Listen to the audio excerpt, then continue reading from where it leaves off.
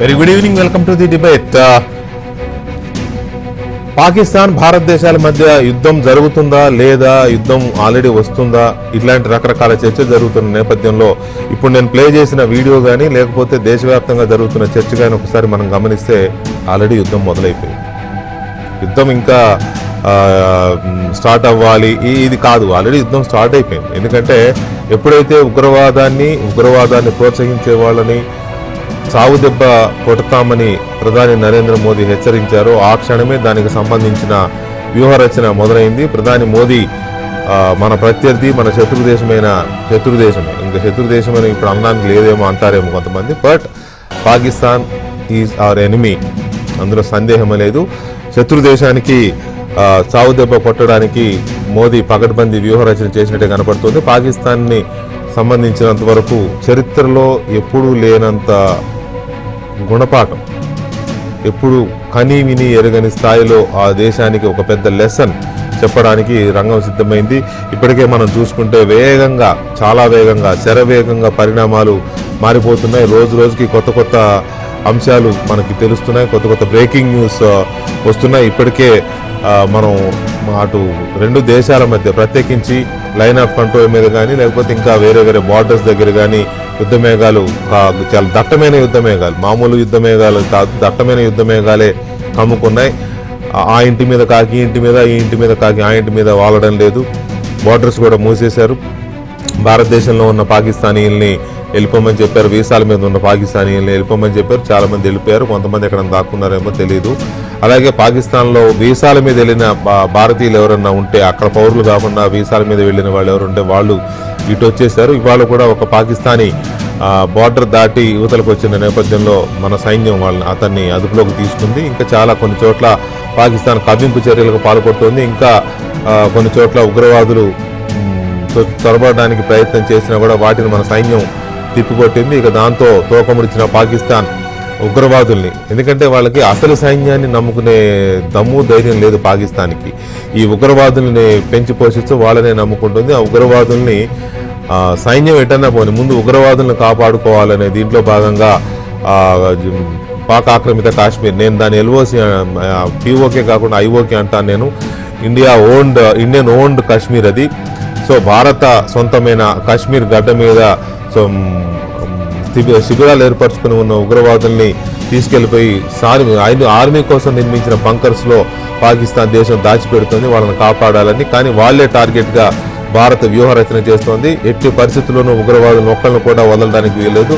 వాళ్ళని నామరూపాలు లేకుండా చేయాలి, భౌతికంగానే, మామూలుగా కాదు, వాళ్ళని లేపేయాలనే ఒక దీంతోనే మన వ్యూహరచన సాగుతున్నట్టుగా కనపడుతుంది. ఈ నేపథ్యంలో ఒకవేళ యుద్ధం తప్పనిసరి అయితే అందుకు కూడా మన దేశం సిద్ధమైనట్టే. చాలా స్పష్టమైన ఏర్పాట్లు, సంకేతాలు మనకి క్లియర్గా కనపడుతున్నాయి. అయితే ఈ వేగంగా మారిపోతున్న ఈ పరిణామాల్లో మొదటిది దౌత్యపరమైన యుద్ధం మొదలైంది. భారత్లో ఉన్న పాక్ దౌత్యవేత్తలని, రాయబారులందరినీ 22వ తేదీ ఘటన జరిగిన మరుక్షణమే మన దేశం వాళ్ళందరినీ దేశం నుంచి వెళ్ళగొట్టింది. దాంతోపాటు వాణిజ్యపరమైన సంబంధాలను తెగతెంపులు చేసింది. అటు నుంచి ఇటు కానీ ఇటు నుంచి అటు కానీ దిగుమతులు ఎగుమతులు ఏమీ లేకుండా మొత్తం క్లోజ్ చేసి పడేసింది.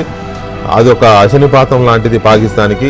ఎందుకంటే ఆ దేశం మనం గోధుమ పిండి పంపితే, మనం మైదా పిండి పంపితే రొట్టెలు చేసుకు తినే బతికే దేశం అది. అలాంటి దేశానికి మన దగ్గర నుంచి ఎలాంటి ఎగుమతులు లేకపోయినా అది విలవిలలాడిపోవాల్సిందే. అలాంటి ఇవి కూడా మనం చూస్తున్నాం. తర్వాత ఇంకా ఇతరత్ర ఆంక్షలను కూడా చాలా కఠినంగా అమలు చేస్తోంది. ఇప్పటికే వివిధ రూపాల్లో సింధు నది నుంచి వెళ్లే నీళ్లను ఆపేసింది. అలాగే చినాబ్ నది మీద ఉన్న డ్యామ్ నుంచి కూడా వాటర్ సప్లైని నిలిపేసింది, పాకిస్తాన్కి వెళ్లే వాటర్ని. దీంతో తాగునీటికి సాగునీటికి రెండింటికి కూడా పాకిస్తాన్ ఇప్పుడు ఎండాల్సిందే,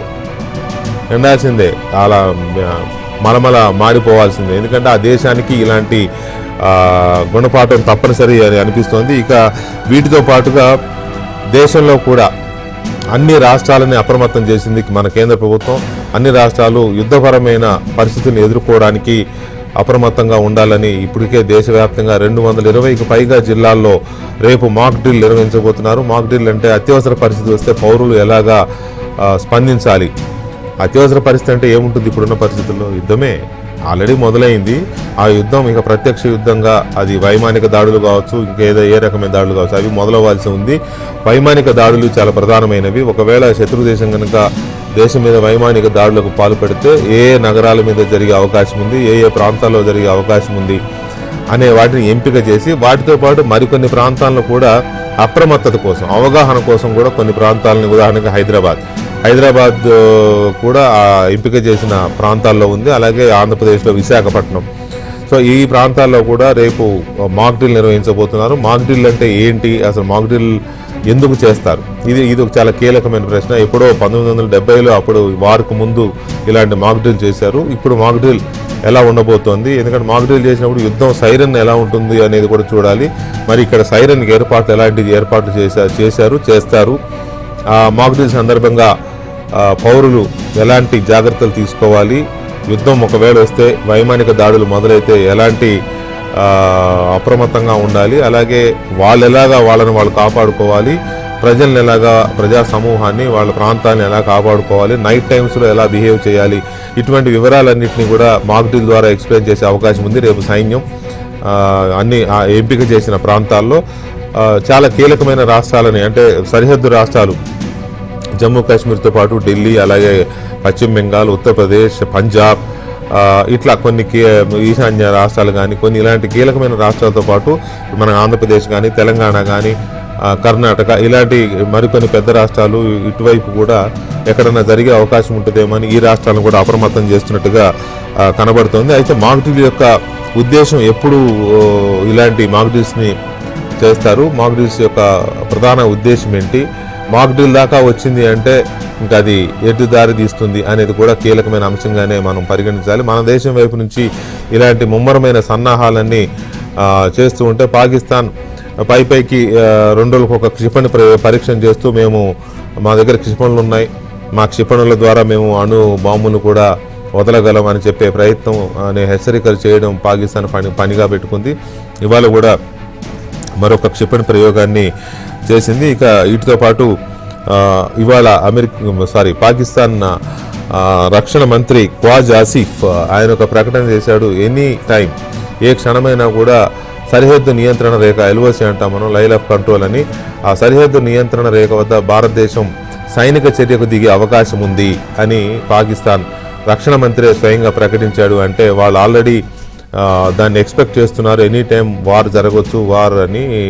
అందుకు సంబంధించిన పరిస్థితి అలా ఉంది, నియంత్రణ లేకపోతే పాక్ అనుమానిస్తుంది. ఆ అనుమానంతోనే, ఆ భయంతోనే ఇలాంటి ప్రకటనలు, ఇలాంటి క్షిపణి ప్రయోగాలు, పిచ్చి ప్రేలాపనలు పేలుతున్నాయి.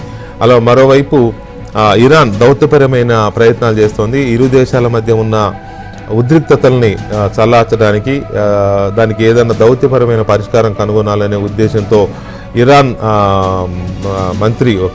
రక్షణ మంత్రి, ఇరాన్ విదేశాంగ మంత్రి పాకిస్తాన్లో పర్యటిస్తున్నారు. అటు నుంచి ఇండియా కూడా వస్తారట.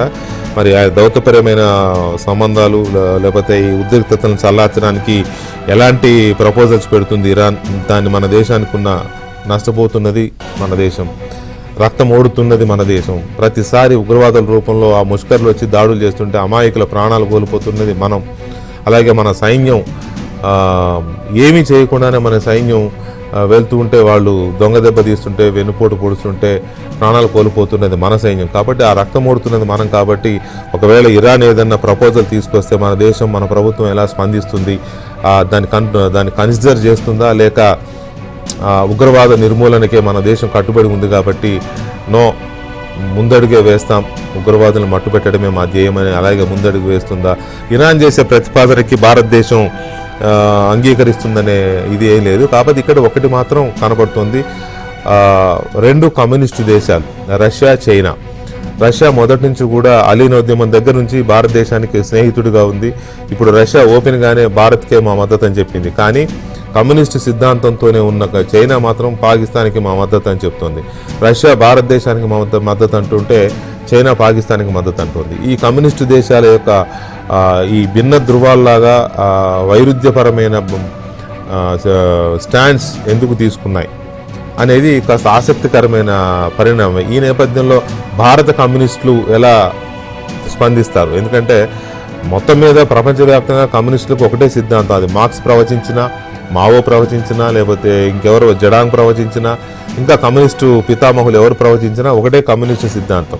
సో ఈ సిద్ధాంతాన్ని లోబడే వాళ్ళు రాసిన గ్రంథాల ఆధారంగానే పరిపాలన చేసే కమ్యూనిస్టులు రష్యా ఒకలాగా చైనా ఒకలాగా ఉన్నప్పుడు వాటికి ఆ సిద్ధాంతాలతోనే పనిచేసే భారతదేశంలో ఉన్న కమ్యూనిస్టు రకరకాల పేర్లతో ఉండొచ్చు కమ్యూనిస్ట్ పార్టీలు, బట్ వీళ్ళ స్పందన ఎలా ఉంటుంది, ఏం చేయబోతున్నారు, స్పందిస్తారా లేదా, అసలు అదే బేసిక్ క్వశ్చన్. సో అది ఒక ఆస్పెక్ట్. అయితే మరొక ముఖ్యమైన అంశం, కాంగ్రెస్ పార్టీ అధ్యక్షుడు, ఆల్ ఇండియా కాంగ్రెస్ కమిటీ అధ్యక్షుడు మల్లికార్జున్ ఖర్గే ఒక ప్రకటన చేశారు ఇవాళ రాంచీలో ఒక ప్రోగ్రాంలో మాట్లాడుతూ. ఆయన మాట్లాడిన మాట ఏంటంటే, పహల్గాంలో లేదా కాశ్మీర్లో ఉగ్రవాద దాడులు జరగబోతున్నాయని మోదీకి ముందే తెలుసు, అది తెలుసు కాబట్టి ఆయన కాశ్మీర్ పర్యటన రద్దు చేసుకున్నాడు అని ఆ విషయం నాకు తెలిసిందని ఖర్గే అంటున్నారు.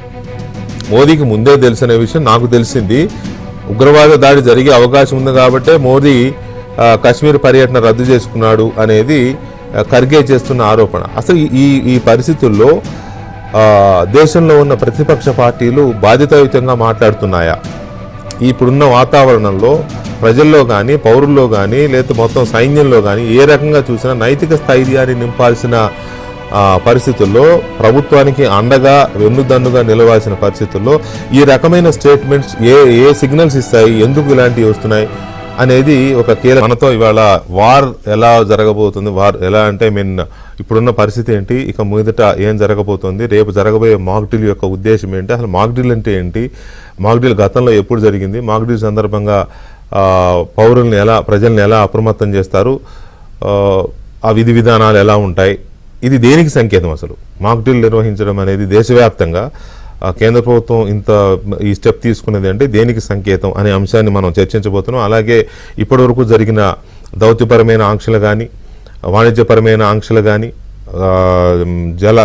జలాలకు సంబంధించిన ఆంక్షలు కానీ, లేకపోతే యుద్ధ సన్నాహకాలు కానీ, ఇరువైపులా అటు ఇటు కూడా యుద్ధ సన్నాహకాలు కానీ, లేక రష్యా చైనా అవలంబిస్తున్న భిన్న విరుద్ధమైన విధానాలు కానీ, అండ్ ఇందాక నేను చెప్పిన ఏఐసిసి అధ్యక్షుడు మల్లికార్జున్ ఖర్గే చేసిన స్టేట్మెంట్స్ కానీ. సో వీటన్నిటి మీద మనం చర్చించబోతున్నాం. చర్చలో మనతో రిటైర్డ్ ఆర్మీ అధికారి కల్నల్ వివి రావు గారు ఉన్నారు, అలాగే విశ్లేషకులు మామిడి గిరిధర్ గారు ఉన్నారు. మరి కాసేపట్లో రిటైర్డ్ ఆర్మీ అధికారి మేజర్ పిటి చౌదరి గారు కూడా మనతో జాయిన్ అవుతారు. ముందుగా రావు గారు నమస్కారం అండి. నమస్కారం రావు గారు, ముందుగా మా ఫస్ట్ ఇదేంటంటే, రేపు మాక్ డ్రిల్ నిర్వహించబోతున్నారు. దేశంలో దాదాపు 220కి పైగా జిల్లాల్లో నిర్వహించబోతున్నారు. అందులో తెలంగాణ నుంచి హైదరాబాద్లో 4 ప్రాంతాలు, అలాగే విశాఖపట్నంలో కొన్ని ప్రాంతాల్లో నిర్వహించబోతున్నారు. అసలు ఈ మాక్ డ్రిల్ యొక్క పర్పస్ ఏంటి, గతంలో ఎప్పుడు జరిగింది, ఎలా జరుగుతుంది? ఇది సివిల్ డిఫెన్స్ అంటారండి. ఎందుకంటే యుద్ధం జరిగినప్పుడు సివిల్ ఏరియాస్ కూడా చాలా వరకు ఎఫెక్ట్ అవుతాయి.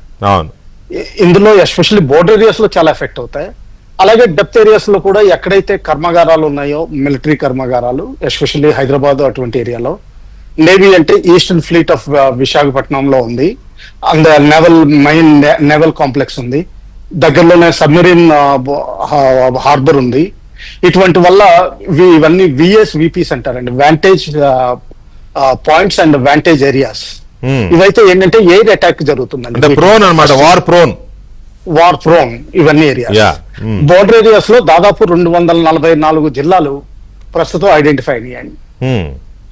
ఈ 244 జిల్లాలు కేవలం రాష్ట్రాలే కాకుండా సముద్ర తీరాన్ని ఉండే ఏరియాస్ కూడా, అంటే రత్నగిరి, కర్వార్, బెల్గాం, బాంబే, అలాగే సూరత్, ఇటువంటి ఏరియాస్ కూడా ఉన్నాయి.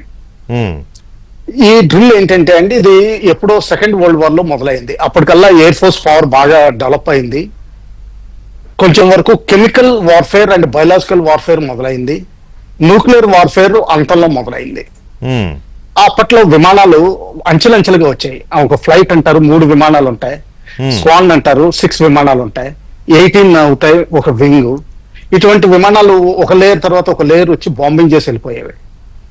ఆ టైంలో ఏం చేశారంటే సైరన్ మోగించడం మొదలు పెట్టారు. ఎప్పుడైతే సైరన్ మోగిందో, ఎవరైతే సైట్ చేశారో విమానాలని, వెంటనే సైరన్ మోగిస్తారు. ఆ సైరన్ ఏంటంటే కొంచెం వెయిలింగ్ సౌండ్ మనం వింటనే ఉంటాం, ఇండస్ట్రియల్ సైరన్స్. ఇండస్ట్రియల్ కానీ siren- జైళ్లలో ఖైదీలు తప్పించుకున్న టైంలో కానీ కానీ ఇటువంటివి ఉంటాయి. Yeah. ఇది ఇటువంటి సైరన్ వాయిస్తారండి. ఆ సైరన్ వాయించడంతో పాటు ఎవరు కొన్ని డ్రిల్స్ అంటే ఎస్టాబ్లిష్డ్ యూనిట్స్ అయితే డ్రిల్స్ ఉంటాయండి. అంటే ఇప్పుడు మన హైదరాబాద్ లో ఉన్న కర్మాగారాలు అయితే వాళ్ళకి స్పెసిఫిక్ ఎస్ఓపీస్ ఉంటాయి. Okay. ఆ స్పెసిఫిక్ ఎస్ఓపీస్ డ్రిల్స్ తీసుకుంటారండి. అలాగే బోర్డర్ ఏరియాలో విలేజెస్ ఉన్నాయైతే చాలా మంది ఇళ్లలోనే బంకర్స్ కట్టుకుంటారండి. అలాగే కొంత కలెక్టివ్ బంకర్స్ కూడా మనకి ఆంధ్రాలో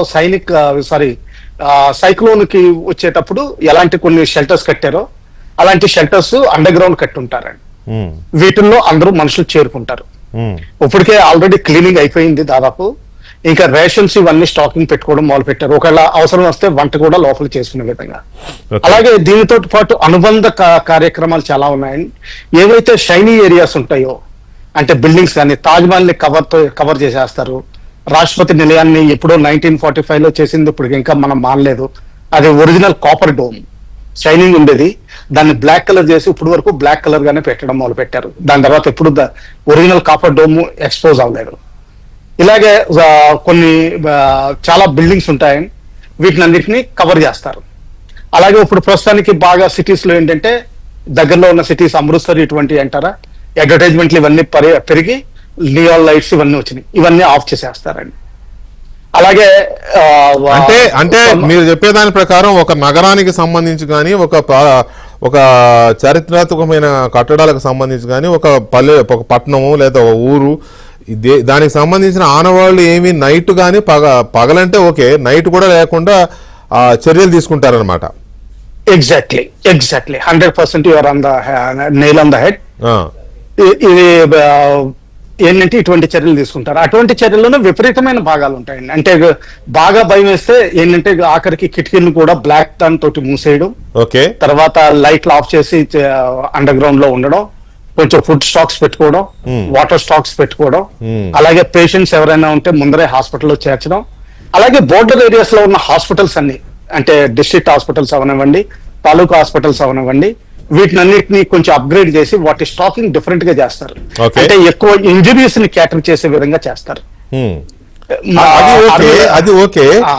అయితే నేను అనేది ఏంటంటే అసలు ఇప్పుడు మాక్ డ్రిల్ దాకా వచ్చింది అంటే ఆ సిచ్యువేషన్ మనం ఎలా అర్థం చేసుకోవాలి? మన ప్రధానమంత్రి వేరియస్ కీలకమైన అంటే డిఫెన్స్ మినిస్టర్ వీళ్ళందరూ స్పష్టంగా చెప్పారు 22వ తారీఖున దాడి జరిగిన తర్వాత వీటి టెర్రరిజం అంతూ చూస్తామని. అందులో డౌట్ ఏం లేదు. పాకిస్తాన్ దానికి ఏం చేస్తుందంటే ఇంటర్నేషనల్ గా తీసుకెళ్లాలని చూసింది. లాస్ట్ ఎఫర్ట్ నిన్న అయింది. కానీ 6 దేశాలు తప్పితే కానీ ఎవరు సపోర్ట్ ఇచ్చే కనిపించట్లేదు. 6 దేశాల్లో కూడా 4 దేశాలు ఎందుకు పనికిరాని దేశాలు అంటే ఏ విధంగానూ హెల్ప్ చేయలేని దేశాలు, కేవలం 2 కొంచెం వరకు హెల్ప్ చేయగలవు. అది చైనా అండ్ టర్కీ. టర్కీ దగ్గర కొన్ని ఎక్విప్మెంట్స్ ఉన్నాయి. అలాగే చైనా అయితే ఫుల్ ఫ్లెడ్జ్డ్ గా అన్ని విధాలుగాను రోడ్ రూట్ కూడా హెల్ప్ చేయొచ్చు. ఇంకేమవుతుందంటే అండ్ మనం కాశ్మీర్ లోనే లిమిట్ చేయాలనుకున్నా కానీ, లేకపోతే పాకిస్తాన్ లో ఉన్న టెర్రరిస్ట్ స్థావరాలకే లిమిట్ చేయాలన్నా కానీ పాకిస్తాన్ ధోరణి ఎలా కనిపిస్తుందంటే మా దగ్గర న్యూక్లియర్ వెపన్స్ ఉన్నాయి, మేము ఏ విధంగా అయినా సరే ఇండియా మీద వాడతాం అంటే ఏంటంటే మిగతా ఏరియాస్ కూడా ఎక్స్టెండ్ చేసేది కనిపిస్తుంది. ఆ ఎక్స్టెండ్ చేయడం వల్ల ఏంటంటే ఫుల్ ఫ్లెడ్జ్డ్ వార్ అంటే ఏంటంటే మొత్తం ఇండియా పాకిస్తాన్ మొత్తం మైట్స్ అన్ని వాడాల్సి వస్తుంది.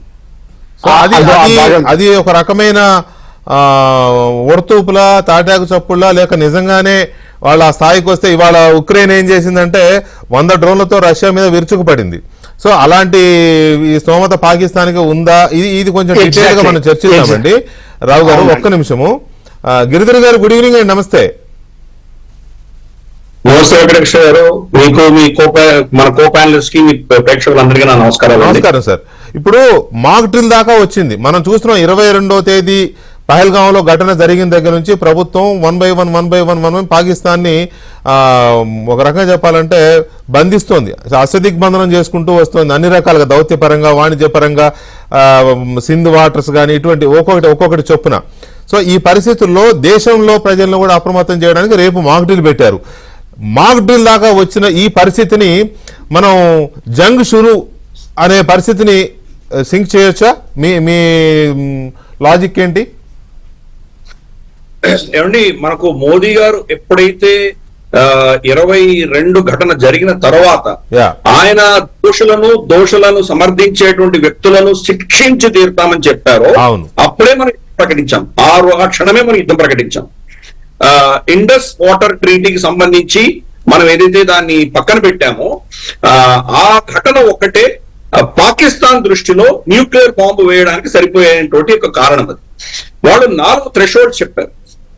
1 వాళ్ళ జలాలు ఆపడము, 2 కరాచీ పోర్టుని దిగ్బంధనం చేయడము, 3 వాళ్ళకు విపరీతమైనటువంటి విస్తృతమైనటువంటి వాళ్ళ సైనికుల మీద మనం దాడి చేసి వేల సంఖ్యలో వాళ్ళని చంపామంటే మన మీద దాడి చేస్తారు. 4 వాళ్ళ న్యూక్లియర్ ఇన్స్టాలేషన్స్ మీద మనం అటాక్ చేస్తే మన మీద న్యూక్లియర్ అటాక్ చేస్తారు. 4 థ్రెషోల్డ్ చెప్పారు వాళ్ళు. దాంట్లో మొదటిది మనం వాళ్ళని ఛాలెంజ్ చేశాం. మనము నీళ్లు ఆపడం మొదలు పెట్టాము. నీళ్ళని మనం మన స్వాధీనంలో మనం తీసుకున్నాం. మనం ఎక్కడ వాళ్ళకి నీళ్లు వద్దో అక్కడ వరదలు తెస్తున్నాము, పంపిస్తున్నాం. మనం ఎక్కడ వాళ్ళకి కావాలో అక్కడ మనం నీళ్లు ఆపేస్తున్నాం. కాబట్టి దీన్ని అస్త్రంగా మనం ఆల్రెడీ వాడాం. అప్పుడే యుద్ధ ప్రకటన అయిపోయింది. మరి ఇప్పుడు పాకిస్తాన్ దాని మీద న్యూక్లియర్ దాడి చేస్తుందా చూడాలి. రెండవది మనకు మీరు ఇందాక అన్నట్లు అష్టదిగ్బంధన చేస్తున్నాం. మనం యుద్ధానికి ఎప్పుడు కూడా దానికి సన్నాహాలు ఉంటాయి, దానికి ప్రిపరేషన్స్ అంటూ ఉంటాయి. యుద్ధం చేయాలనుకున్నప్పుడు ఏదో ఈ రోజు నిర్ణయించాం కాబట్టి రేపు పొద్దున యుద్ధం వెళ్ళడం అనేది కుదరదు.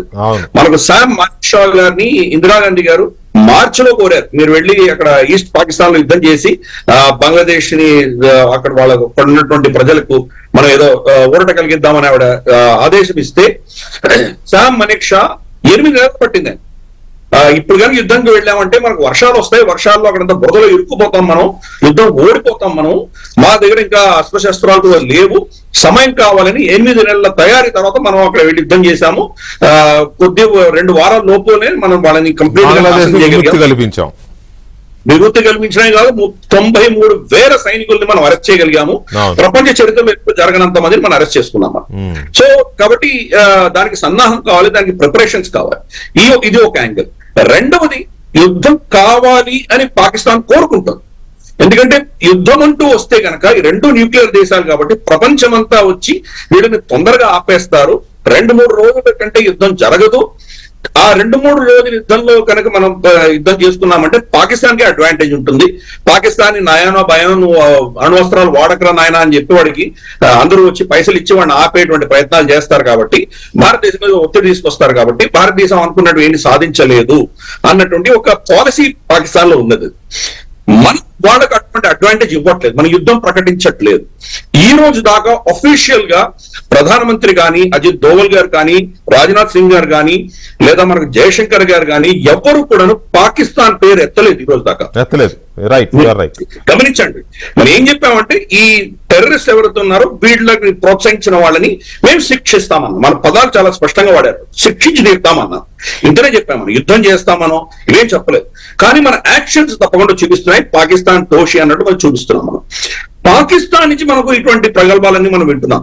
న్యూక్లియర్ బాంబులు వేస్తామని, అద్దని ఇద్దని వాళ్ళు అరుస్తున్నారు.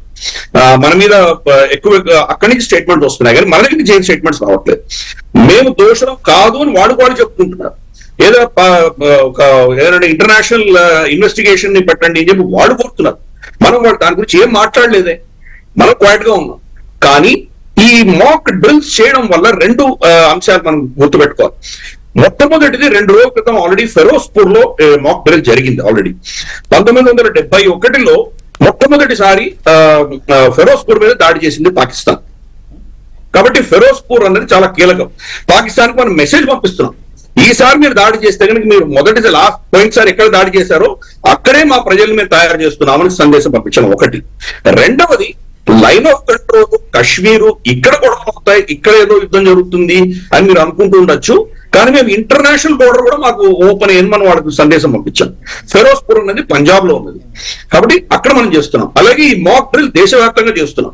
అంటే మీరు ఎటువంటి దాడులు చేసినా, ఇప్పుడు ఫర్ ఎగ్జాంపుల్ హైదరాబాద్ ఎందుకు అనుకున్నారు? హైదరాబాద్ లో మన దగ్గర న్యూక్లియర్ ఫ్యూయల్ కాంప్లెక్స్ ఉంది. మన అణువస్త్రాలకు సంబంధించినటువంటి న్యూక్లియర్ దానికి కావాల్సిన మెటీరియల్ మనకు ఇక్కడే మనకు సంబంధించిన పరిశ్రమలు ఉన్నాయి. కరెక్ట్. మనకు డిఆర్డిఓ లాంటివి, ఇమారత్ లాంటివి, అవును. మనకు నిధాని లాంటివి చాలా రీసెర్చ్ ఇన్స్టిట్యూషన్స్ హైదరాబాద్ లో ఉన్నాయి. అవును. కాబట్టి ఇది ఒక టార్గెట్ పాకిస్తాన్ కి. కాబట్టి అటువంటివి ఏమైనా చేస్తారా? అంటే హైదరాబాద్ లాంటివి కానీ ఇప్పుడు విశాఖపట్నం కూడా నేవల్ బేస్ కాబట్టి, పవర్ఫుల్ నేవల్ బేస్ కాబట్టి ఇట్లాంటి స్ట్రాటజిక్ ప్లేసెస్ ని టార్గెట్ చేస్తారేమని ఇండియన్ గవర్నమెంట్ ముందుగానే మన ప్రభుత్వం ముందుగానే ఐడెంటిఫై చేసి ఈ మాక్ డ్రిల్ చేస్తుంది. అయితే ఇక్కడ నా పాయింట్ ఏంటంటే ఒకటే, ఫస్ట్ ఆఫ్ ఆల్ మన ప్రజలకి ఒక ఇష్యూ చెప్పాల్సిన అవసరం ఏంటంటే మాక్ డ్రిల్ దాకా వచ్చింది అని అంటే సిచ్యువేషన్ ఎంత సెన్సిబుల్గా, ఎంత సెన్సిటివ్గా, ఎంత టోస్ మీద ఉంది సిచ్యువేషన్ అనేది చెప్పడం కోసం ముందు అది అడుగుతున్నాను. ఒక చిన్న బ్రేక్ తర్వాత మనతో మేజర్ పిటి చౌదరి గారు కూడా జాయిన్ అయ్యారండి, మాజీ ఆర్మీ అధికారి. వారితో కూడా మనతో మాజీ ఆర్మీ అధికారి మేజర్ పిటి చౌదరి గారు జాయిన్ అయ్యారు. చౌదరి గారు నమస్తే అండి, వెల్కమ్. నమస్తే అండి, మీకు మీ దర్శకులందరికీ. Thank you. చౌదరి గారు, ఇప్పుడు అందరికీ ఇదేంటంటే ఈ మాక్ డ్రిల్ అనే దాన్ని ప్రభుత్వం అనౌన్స్ చేసింది, రేపు జరగబోతుంది దేశవ్యాప్తంగా 220 అబౌట్ డిస్ట్రిక్ట్స్లో, ఏరియాస్లో. సరే, ఓకే, తెలుగు రాష్ట్రాల్లో కూడా ఉన్నాయి. ఇక్కడ మీ నుంచి నేను తెలుసుకోవాలంటుంది, ప్రజలకి తెలియజెప్పాలనుకుంటుంది ఏంటంటే మాక్ డ్రిల్ అనేది ఇంతకుముందు ఎప్పుడు జరిగింది, ఏం జరుగుతుంది, ప్రజలు ఏం చేయాలి? అబౌట్ 10-12 సంవత్సరాల క్రితం అండి ఈఎంఆర్ఐ అని ఉంది కదా మనకి, అవును, ఎమర్జెన్సీ మెడికల్ రెస్పాన్స్. అవును, దేరాన మాక్ డ్రిల్ హైదరాబాద్లోనే చేశారు. ఏంటని మనుషులందరికీ, ప్రజలకి ఆ మెడికల్ ట్రీట్మెంట్ ఏంటి, ఎమర్జెన్సీలో ఎట్లా రియాక్ట్ అవ్వాలి అని చెప్పడానికి, అది కొంచెం వాళ్ళకు కూడా తెలియాలి అని చెప్పి చేశారు. అందుకని మాక్ డ్రిల్ మీద అంత ఇంపార్టెన్స్, ఇది వార్తో లింక్డ్ అని చెప్పి కాదు, even otherwise mock drill is important. ఇప్పుడు ఏంటంటే ఏదైనా మిజైల్స్ వచ్చి తగిలినా, ఎక్కడైనా బ్లాస్ట్ అయినా, ఎవరికైనా ఇంజరీస్ వచ్చినా దానికి ఎట్లా రియాక్ట్ అవ్వాలి, నంబర్ 1 అండి. నంబర్ 2, ఏదో ఎయిర్ క్రాఫ్ట్స్ వస్తుంది, మిజైల్స్ వస్తుంది, సైరన్ బ్లో చేస్తారు. ఆ సైరన్ వింటే మనం ఏం చేయాలి? ఊరిని అక్కడ బయట నుంచి అటు పైగా ఆకాశానికి చూద్దామని కూర్చుంటే కుదరదు, అది అందుకని చెప్పేసి మీ రియాక్షన్ ఎట్లుండాలని కొంచెం ఇన్ఫర్మేషన్ పెడుతున్నారు. ఒకసారో 2 సార్లు చేసిన మాక్ డ్రిల్ కి అంత నాలెడ్జ్ ఇమీడియట్ గా వచ్చింది, అంత పర్ఫెక్ట్ గా రైట్ సార్. అర్థం కావట్లేదు ఎవరికి అసలు, ఎందుకంటే సైరన్ సిస్టమే లేదు ఇప్పుడు. ఇప్పుడు వస్తుంది. కొంచెం ఆ నాలెడ్జ్ ఉండాలి అని చెప్పి గవర్నమెంట్ ట్రై చేస్తుంది. నా ఇంటెన్షన్ కూడా అదే, మీలాంటి వాళ్ళతో చెప్పిస్తే కాస్త ప్రజలకి అవేర్నెస్ వస్తుందని. ఈఎంఆర్ఐ మాక్ డ్రిల్లో ఐ పార్టిసిపేటెడ్ ఏంటంటే, ఓకే, ఏంటంటే ఇప్పుడు ఏదైనా పెద్ద కార్ యాక్సిడెంట్ అయినా, వెహికల్ యాక్సిడెంట్ అయినా, ట్రైన్ యాక్సిడెంట్ అయినా, ఏదో బస్సు ఎక్కడైనా అయిపోయినా మేజర్ క్యాజువాలిటీస్ ఉంటారండి. ఆ క్యాజువాలిటీస్కి రెస్పాండ్ ఎట్లా చేయాలి, ఎవరిని పిలవాలి, ఏ నెంబర్ కాల్ చేస్తే ఎక్కడి నుంచి ఎక్కడ సపోర్ట్ వచ్చింది, ఇదంతా మనుషులకు తెలియాలండి, జనరల్ నాలెడ్జ్ లాగా తెలియాలి.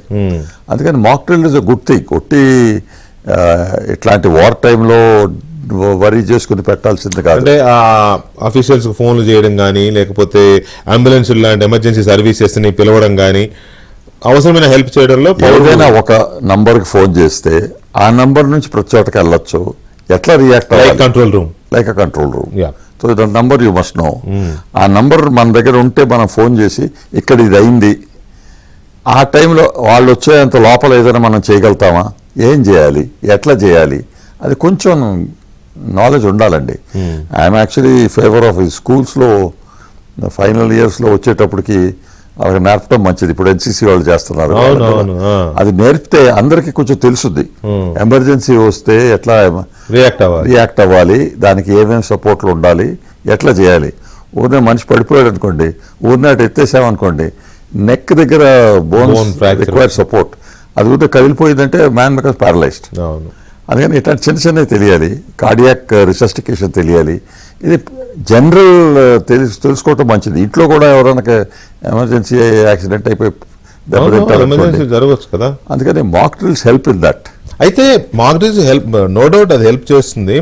కాకపోతే ఇప్పుడున్న వార్ క్లౌడ్స్ అన్ని ఉన్నాయి, ఎనీ మూమెంట్ అన్నట్టుగా ఉంది సిచ్యువేషన్. అఫ్కోర్స్ మీకు తెలుసు అనుకోండి, కానీ సిచ్యువేషన్ అయితే ఏంటి, ఎప్పుడు ఏం జరుగుతుందో రేపే అనే సరహా అనే పరిస్థితిలో ఉంది కదా. ఇప్పుడు దేశవ్యాప్తంగా ఈ మాక్ డ్రిల్ అనౌన్స్ చేసింది కేంద్ర హోంశాఖ, రక్షణ శాఖ, ఇవన్నీ చేశాయంటే దీన్ని ఎలా అర్థం చేసుకోవాలి? ఇట్ ఈస్ ద పబ్లిక్ కూడా అండి ప్రికాషనరీ స్టెప్స్ ఆఫ్ వార్ అనుకోవచ్చా? Not really, because it's two soon and two short time to really learn. Okay. కానీ ఏంటంటే 22 ఏప్రిల్లో ఇన్సిడెంట్ అయింది కదండి పెహల్గాంలో. అవును. అప్పటి నుంచి అందరికి చాలా ఎమోషన్స్ బిల్డప్ అయిపోయి కోపం వచ్చి ఏదో యాక్షన్ చేసుకోవాలి అని చెయ్యాలనే కోరిక చాలా మంది కోరుకుంది. సో మనం ఏం చెప్పొచ్చు, వన్, ఇట్లాంటి ఏదైనా కొంచెం మిజైల్ వచ్చి పడింది అనుకోండి, ఏదైనా బాంబ్ బ్లాస్ట్ అయింది అనుకోండి, ఎస్పెషలీ ఇన్ సర్టన్ ఏరియాస్, మన మిజైల్ ప్రొటెక్షన్ సిస్టమ్స్ ఉన్నాయి, చాలా వరకు దే విల్ డిఫెండ్ అస్. కానీ బై ఛాన్స్ ఏదైనా వస్తే ఇమీడియట్గా ఎట్లా యాక్షన్ తీసుకోవాలి తెలియాలి. అంతవరకే మాక్ డ్రిల్. కానీ సడన్గా ఇట్లా వార్ అవుతుంది ఇదని అనుకోవద్దు. ఇట్ డజంట్ మీన్ వార్ వస్తుందని కాదు. అంతేనా? వార్ వస్తుందని కాదు. వస్తే సిద్ధంగా ఉండడం కోసం మాత్రమే ఏర్పాటు. అంతే, సిద్ధంగా ఉండాలి. యాక్చువల్గా ఫుల్గా సిద్ధంగా ఉండాలంటే చాలా టైం పట్టుద్ది. జస్ట్ జనరల్ ఇన్ఫర్మేషన్ అయినా ఉండాలి. మీ సొంతానికి మీరు ఎట్లా ప్రొటెక్షన్ చేసుకోవాలి ఉండాలి. ఓపెన్ ఏరియాలో ఉండరు, గ్రూప్స్లో ఉండరు. వెళ్తే బిల్డింగ్లో పోతే ఎక్కడ పోతారు? బిల్డింగ్లో, సెలర్లో వెళ్తారా? ఎక్కడికి వెళ్ళాలి? స్కూల్లో పిల్లలు చదువుకుంటా ఉంటుంటే ఏదైనా అయితే ఎక్కడికి వెళ్తారు? డెస్క్ కింద దూరుతారు, లేకపోతే ఏదో రూమ్ పెడతారు సేఫ్. ఇట్లాంటివన్నీ కొంచెం తెలియటానికి, వరి అవటానికి కాదు. ఇది ఇన్ఫర్మేషన్ లెర్నింగ్, అప్రమత్తం చేయడం తప్ప ఇదే భయపెట్టడం కాదు. మాక్ డ్రిల్ అనేది భయపెట్టడానికి. ఇవాళ మాక్ డ్రిల్ చేస్తున్నాం, రేపు యుద్ధం అవుతుంది అని ఏమి లేదు, అట్లా కాదు. అప్రమత్తం చేయడానికి మాత్రం ఇది ఉపయోగపడుతుంది. Correct, right. మాక్ డ్రిల్ కి సంబంధించి ఇది మనకి ఎక్స్పర్ట్స్ చెప్తున్న ఇదేంటంటే, మాక్ డ్రిల్ అనేది వారు తప్పనిసరి అయితే లేదు, వారు ఒకవేళ రేపు వస్తే ప్రజలు పౌరులు ఎంత అప్రమత్తంగా ఉండాలి, ఎలాంటి ప్రికాషన్స్ తీసుకోవాలి, ఎవరెవరిని అలర్ట్ చేయాలి, గవర్నమెంట్కి లేదా అఫీషియల్స్కి ఎలాంటి ఇన్ఫర్మేషన్ ఇవ్వాలి, ఇటువంటి తెలిసి ఉండాలి. అంబులెన్స్ ఇంపార్టెంట్ అనుకోండి, అలాగే ఇంకేదన్నా కంట్రోల్ రూమ్స్కి కన్వే చేయడం, ఇట్లాంటివి చెప్పడం కోసం ఈ మాక్ డ్రిల్ నిర్వహిస్తారు అనేది ఒకటి. అయితే కొన్ని కీలకమైన వార్ ప్రోన్ స్టేట్స్లో కానీ వార్ ప్రోన్ సిటీస్లో కానీ కొంచెం సివియర్గానే ఉంది. ఆల్రెడీ మొదలైపోయింది. ఇవాళ కాశ్మీర్లో కానీ, బెంగాల్లో కానీ, కోల్కతా ఇట్లాంటి చాలా చోట్ల ఆల్రెడీ ఆ ప్రాసెస్ స్టార్ట్ అయిపోయింది.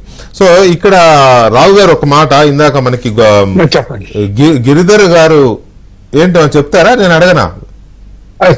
చెప్పండి మీరు.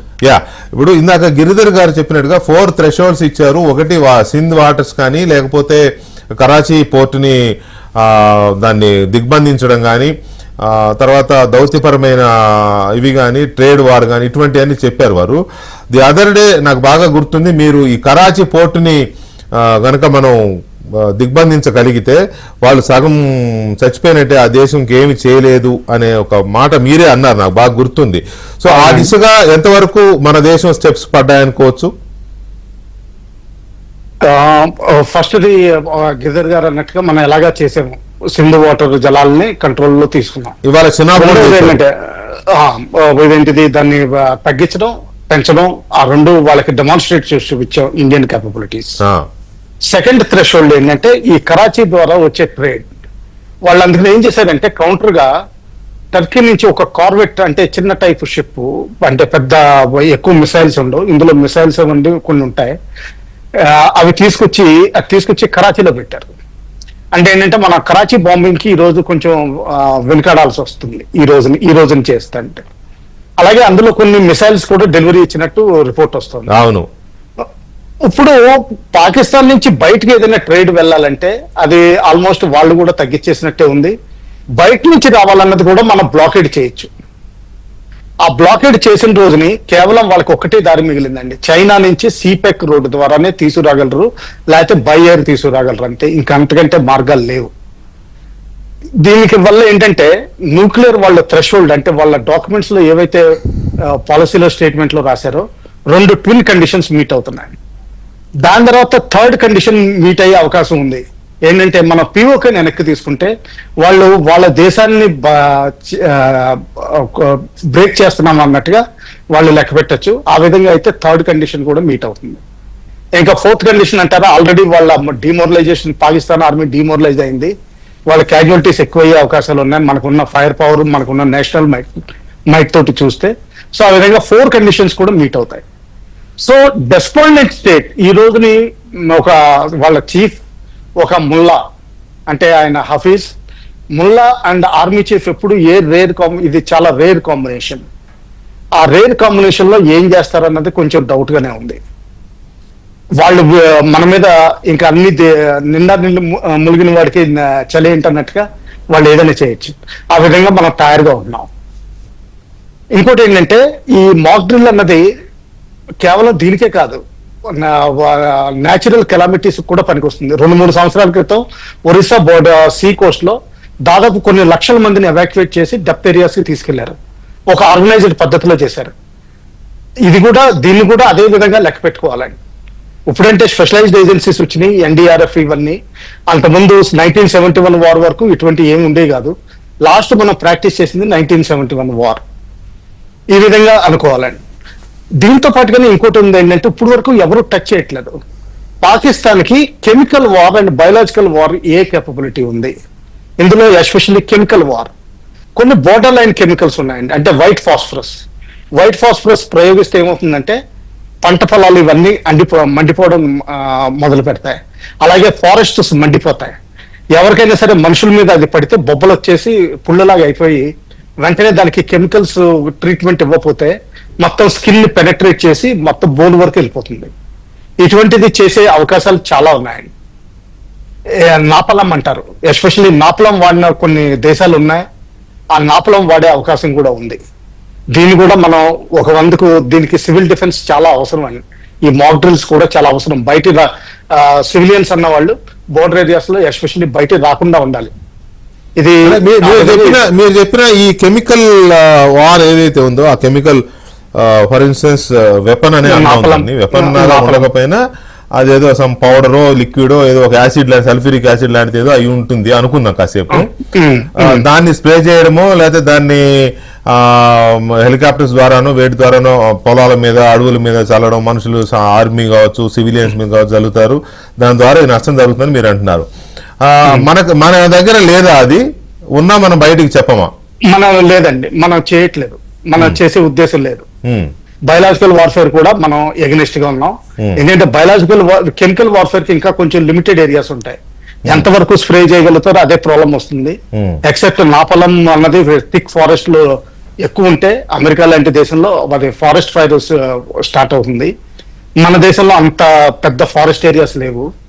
కానీ బయలాజికల్ వార్ఫేర్ అన్నది దానికి లిమిట్స్ లేదండి. అది పాకిస్తాన్ కూడా ఇంపాక్ట్ చేయొచ్చు. అవును కదా, అది వాళ్ళకు కూడా ఇంపాక్ట్ అవుతుంది, అందులో డౌట్ ఇంపాక్ట్ అవుతుంది. దానికి పాకిస్తాన్ దగ్గర ఆ టైప్ ఆఫ్ ఇది ఉంది అనేది ప్రూవేనా? అది సీక్రెట్ అనుకోవాలండి, మా ఉందో లేదో మనకు తెలియదు. అదే వాళ్ళు చెప్తారులే, స్టేట్మెంట్లు ఇస్తారు, భయపెడతానికి ఏదో చేస్తారు, నిజంగా ఉందా లేదా. కానీ ఈ బయలాజికల్ వార్ఫేర్, కెమికల్ వార్ఫేర్ అన్నది ఏ దేశం కూడా ప్రత్యక్షంగా చెప్పదు. ఎందుకంటే దీన్ని రెండింటి మీద టోటల్ బ్యాన్ ఉంది యూనివర్సల్ గా. న్యూక్లియర్ వార్ఫేర్ మీద ఇంకా న్యూక్లియర్ పవర్స్ వీళ్ళు ఇంకా అనౌన్స్ చేస్తూనే ఉంటారు, భయపెడతానే ఉంటారు. కానీ 2 టైప్స్ ఆఫ్ వార్ఫేర్ మీద యాక్చువల్ గా ఎక్కడ లేదు. అంతేలే, సద్దాం హుస్సేన్ నా దగ్గర బయో వెపన్స్ ఉన్నాయి అని సద్దాం హుస్సేన్ అన్నందుకే కదా వెంటబడి లోపలికి వెళ్ళి పట్టుకొచ్చి చంపేశారు. కాబట్టి అది ప్రపంచం దాన్ని యాక్సెప్ట్ చేయదులేండి. రైట్. ఎనీవే, రావు గారు ఒక్క నిమిషం సార్. గిరిధర్ గారు, ఇవాళ పాక్ రక్షణ మంత్రి చేసిన స్టేట్మెంట్ చాలా కీలకంగా కనపడుతోంది. ఏమి? ఎల్ఓసి మీద ఎనీ మూమెంట్ భారత్ సైనిక చర్యకు దిగే అవకాశం ఉంది అని. సైనిక చర్య అంటే ఇట్ ఇస్ వారే కదా. సో ఎల్ఓసి దగ్గర భారతదేశం యుద్ధానికి దిగే అవకాశం ఉందని పాక్ రక్షణ మంత్రి అన్నాడు అని అంటే మిగతా ప్రపంచానికి రాంగ్ సిగ్నల్స్ ఇవ్వడం కోసమా, లేక పరిస్థితి అలాగే ఉందా? శత్రువుకి భయం అన్నది చాలా మంచిది, అది భయం ఉండాలి. అదే మనం సాధిస్తున్నాం. మనం ఏం చేస్తున్నామంటే రీసెంట్ గా 29-30 ఏప్రిల్ రాత్రి 4 రఫాయల్ విమానాలు తీసుకెళ్ళాం మనం. మనకు అంబాలా నుంచి టేక్ ఆఫ్ అయ్యి లైన్ ఆఫ్ కంట్రోల్ దగ్గరగా వెళ్ళి మళ్ళీ వెనక్కి తిరిగి వచ్చేసాం. మనం ఎప్పుడైతే ఆకాశంలోకి వాళ్ళ సరిహద్దు దాకా మన ఎయిర్ క్రాఫ్ట్ తీసుకెళ్తామో వాళ్ళు కూడా ఆటోమేటిక్ గా వాళ్ళ ఎయిర్ క్రాఫ్ట్స్ ని ఆకాశంలో తీసుకురావాల్సిన ఒక నెసెసిటీ ఉంది, వాళ్ళకి అవసరం ఉంది. కాబట్టి వాళ్ళు కూడా పైకి తీసుకొచ్చారు. ఒక 3-4 ఎయిర్ క్రాఫ్ట్స్ వాళ్ళు కూడా తీసుకొచ్చారు. మనం మళ్ళీ వెనక్కి తిరిగి అంబాలాలో దిగిపోయాం మనం. దీంతో ఏమైంది, అనవసరంగా వాడికి టర్బైన్ ఏవియేషన్ టర్బైన్ ఫ్యూల్ వాటితో ఖర్చు పెట్టించాం మనం.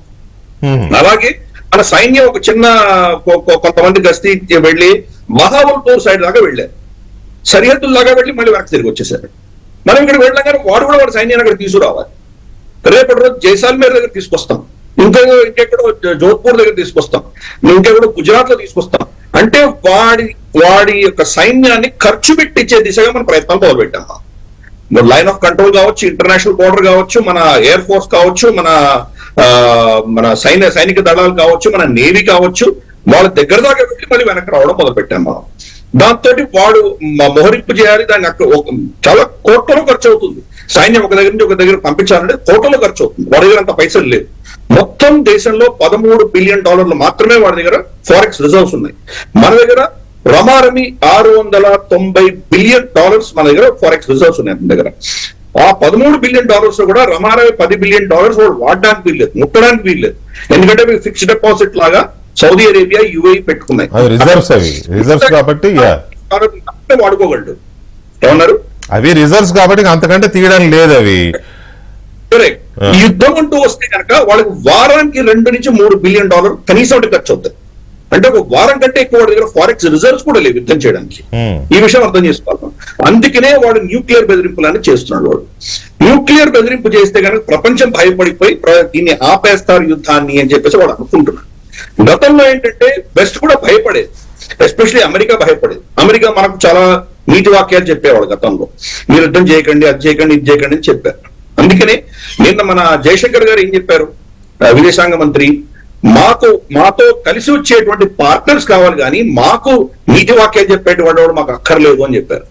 పైపెచ్చు ఈ నీతి వాక్యాలు మీ దేశంలో మీరు పాటించరు, కానీ మాకు నీతి వాక్యాలు చెప్తారు కాబట్టి అటువంటి వాళ్ళకి అక్కర్లేదు అని చాలా స్పష్టంగా చెప్పారు. డొనాల్డ్ ట్రంప్ కూడా ఏం చెప్పారంటే, భారత్ పాకిస్తాన్ విషయంలో ఆయన్ని ప్రశ్నిస్తే కనుక భారతదేశం తేల్చుకుంటుంది, వాళ్ళిద్దరు కలిసి ఏదో తేల్చుకుంటారు, దీని గురించి నాకు ఇంట్రెస్ట్ లేదని చెప్పారు ఆయన.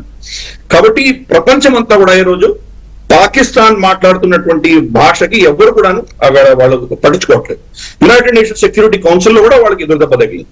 కాబట్టి భారతదేశం ఏం చేయదలుచుకుంటామో మనం చేస్తాం, కానీ యుద్ధం డిక్లేర్ చెయ్యము, కానీ వాడికి శాంతి ఉండకుండా చేస్తాము. నో వార్, నో పీస్, ఇది మనం చేయబోతున్నాం. యుద్ధం అంటూ చేయాలంటే వాడే మన మీద రావాలి. ఆ ఖర్చు తట్టుకోలేక ఒకసారి యుద్ధం చేస్తే అయిపోతుంది అని వాడే మన మీద వచ్చేటువంటి పరిస్థితి మనం తీసుకొస్తాం. కాబట్టి అటువంటి ప్రయత్నం మనం చేస్తున్నాం. గతంలో మీరు అన్నట్టు ఇందాక వాళ్ళ ఖ్వాజా ఆసిఫ్ చెప్పిన స్టేట్మెంట్, లైన్ ఆఫ్ కంట్రోల్ మీద మాత్రమే మనం ఏదో చేస్తాము, మిగతా దగ్గర ఏం చేయము అని అనుకుంటున్నాడు అతను. కానీ ఇంటర్నేషనల్ బోర్డర్ కూడా మనకు ఓపెనే. ఇందాక నేను చెప్పినట్టు డ్రిల్స్ ఫిరోజ్పూర్ లో జరిగాయి. ఇప్పుడున్న డ్రిల్స్ కూడా రాజస్థాన్, గుజరాత్, పంజాబ్ లో విస్తృతంగా చేస్తున్నారు. ఆల్మోస్ట్ అన్ని డిస్ట్రిక్ట్స్ కవర్ చేస్తున్నారు. కాబట్టి మనం వాడికి మెసేజ్ ఏమి ఇస్తున్నామంటే, ఒక లైన్ ఆఫ్ కంట్రోల్ అనుకో, మాకు మొత్తం బోర్డర్స్ కూడా మాకు ఓపెనే, స్పష్టంగా చెప్తున్నాం. మన ఎయిర్ క్రాఫ్ట్ క్యారియర్స్ కూడా యుద్ధ విన్యాసాలు చేస్తూ వాడి జలాల దగ్గర దాకా వెళ్ళి మళ్ళీ వెనక్కి తిరిగి వచ్చాయి. తర్వాత మనకు INS సూరత్, తర్వాత ఒక సబ్మరీన్, మన ధ్రువ్ హెలికాప్టర్స్, ఇవన్నీ కూడాను మన పోర్బందర్ కోస్ట్ నుంచి వాళ్ళ దగ్గర దాకా వెళ్ళి మళ్ళీ వెనక్కి తిరిగి వచ్చాయి. కాబట్టి ప్రతి దగ్గర కూడా వాడిని మనం కవ్విస్తున్నాం. మన మీద కొన్ని సైబర్ అటాక్స్ చేస్తున్నాడు. అంటే వాడి శక్తి ఏంటి, వాడు ఏం చేయగలడు అని మనం కంప్లీట్ గా దాన్ని అబ్జర్వ్ చేస్తున్నాం. ఇక్కడ రెండు అంశాలు కనపడుతున్నాయండి గిరిధర్ గారు. ఆ రెండు అంశాలు ఏంటి అంటే, నేను నా ఇంట్రొడక్షన్ లో చెప్పినట్టుగా ఇంట్రెస్టింగ్ పాయింట్, రెండు కమ్యూనిస్ట్ దేశాలు, రెండు కమ్యూనిస్ట్ సిద్ధాంతాలకు ఆధారంగానే నడిచే దేశాలు. ఒక దేశమేమో మనకి సపోర్ట్ అంటుంది, ఒక దేశమేమో పాకిస్తాన్కి సపోర్ట్ అంటుంది చైనా. అది చైనా పాకిస్తాన్కి సపోర్ట్ అంటున్నది ఒట్టి నోటి మాటైనా, నిజంగానే రేపు ఒకే బై ఛాన్స్ ఒకవేళ వార్ కనుక స్టార్ట్ అయితే పాకిస్తాన్కి అన్ని రకాల ఆయుధ పరమైన సప్లైస్ కానీ సపోర్ట్ కానీ అన్ని రకాలుగా ఇస్తుందా, లేకపోతే ఇప్పుడు నోటి మాటగా అంటుందా అనేది ఒక పాయింట్. తర్వాత AICC అధ్యక్షుడు మల్లికార్జున ఖర్గే గారు చేసిన స్టేట్మెంట్ ఎందుకో ఈ టైంలో చేయాల్సిన ప్రకటనలాగా అనిపించలేదు. ప్రజలకి, పౌరులకి, ప్రత్యేకించి ప్రభుత్వానికి, సైన్యానికి మొరల్ సపోర్ట్ ఇవ్వాల్సిన బాధ్యత గల ప్రతిపక్షాలన్నీ కూడా ఈ టైంలో ఇలాంటి స్టేట్మెంట్స్ ఇవ్వడం ఎంతవరకు కరెక్ట్ అనేది.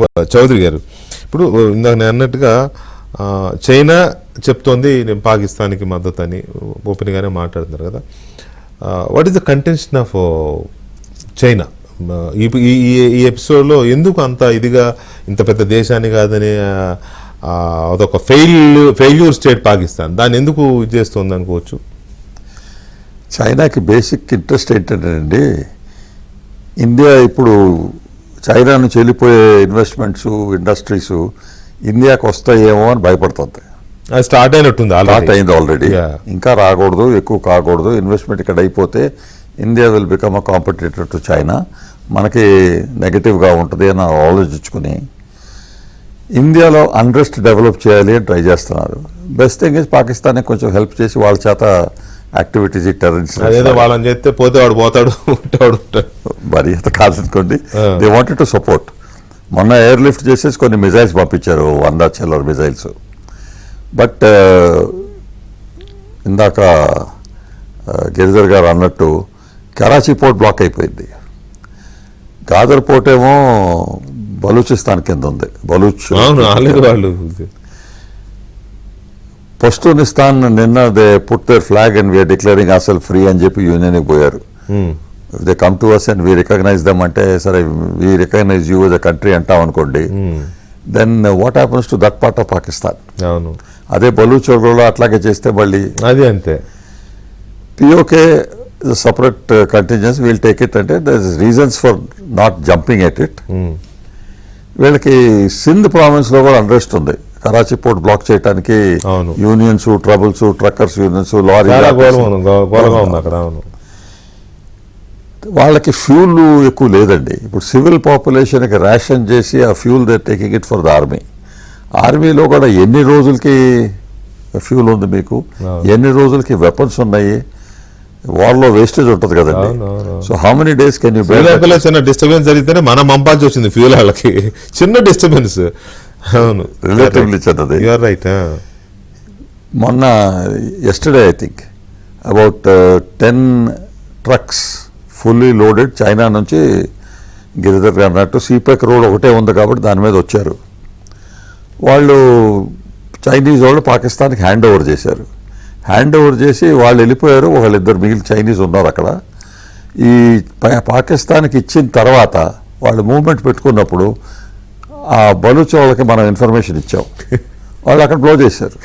అవి ముందు మూవ్ అవ్వాలి ఇంకా. అన్ని ట్రక్స్ బర్న్ కంప్లీట్లీ. అందరూ చాలా మంది చనిపోయారు అక్కడ. 2 చైనీసు బతుకున్నారా లేదా అని డౌట్. అది కూడా చైనీస్ వాళ్ళు అంటున్నారు మేము మీకు హ్యాండ్ ఓవర్ చేశాము, మా చైనీస్ వాళ్ళకి మాకు తిరిగి ఇవ్వండి అని. ఎక్కడి నుంచి తీసుకొస్తారు వాళ్ళు? Pakistan not able to handle Baloch. Pakistan ఆర్మీనే వాళ్ళు బందీలుగా పెట్టుకున్నారు 100 మందికి పైగా. చైనా వాళ్ళు ఎక్కడ వెళ్తారు? అదే కాకండి, ఇప్పుడు మీరు ఆలోచించండి, పాకిస్తాన్లో ఎకనామిక్ కండిషన్ సరిగ్గా లేదని చెప్పేసి గిరిధర్ గారు కూడా చెప్పారు. అది రైటే. ఫ్యూల్ లేదు, ఎలక్ట్రిసిటీ సరిగ్గా లేదు, తినడానికి తిండి సరిగ్గా లేదు. ఇప్పుడు ఈ వాటర్ కంట్రోల్ చేస్తే నెక్స్ట్ ఫ్యూచర్ క్రాప్స్ పెట్టుకోవడానికి కూడా సరిగ్గా లేదు. ఎప్పుడైతే వాళ్ళకి వాటర్ కావాలో మనం రిలీజ్ చేయము, ఎప్పుడైతే అవసరం లేదు water for cultivation water if you flood it suddenly ఆ కల్టివేషన్ కూడా పోద్ది. So that control we got, we are using water as a weapon. It is a weapon.